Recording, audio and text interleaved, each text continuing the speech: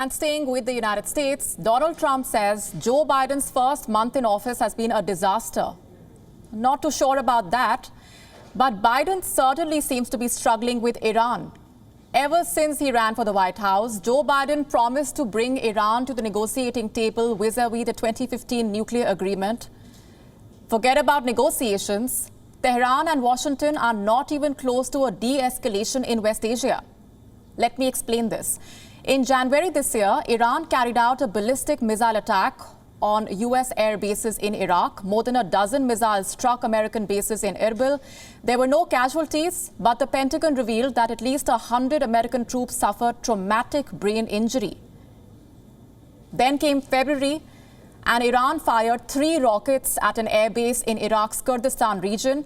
A foreign contractor was killed and at least 5 American troops were injured. This happened on the 15th of February. Exactly 10 days later, on the 25th of February, Joe Biden authorized airstrikes in Syria. Several facilities of Iranian-backed militia groups were destroyed. Joe Biden said this was Washington's warning to Iran to not act with impunity and engage in dialogue.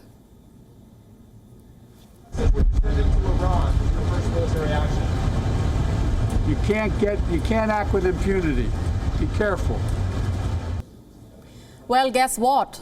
The warning seems to have fallen on deaf ears.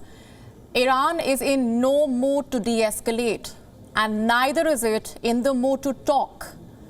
Last we checked, it had rejected nuclear talks with the US and the European Union. Tehran has turned down an invitation for a discourse on the 2015 nuclear agreement. And this is a big setback in the Biden administration's efforts to revive the deal. Listen to this. We have not had any bilateral discussions with the United States, and there will be no change in Iran's stance if the United States does not change course from the wrong path it has taken. We are close to 2 months since the Biden administration took office, and until this moment in time, America has not said a word about returning to the commitments agreed under the JCPOA. So what is stopping Iran from engaging in talks? The first reason is the killing of the Iranian general Qasem Soleimani during the Trump administration. Iran wants justice for the killing of Soleimani, who it declared a martyr. The second reason are American sanctions. Iran says the US must first lift the sanctions in order for any dialogue to take place. America says Iran must first comply with the nuclear deal for the sanctions to be lifted. It is a catch-22 situation. The path that needs to be taken is a clear one. If the United States wants to have a place at the JCPOA table, it must first announce its commitment and return to Resolution 2231, and also lift sanctions effectively. There is no need for negotiations and bargaining for this path.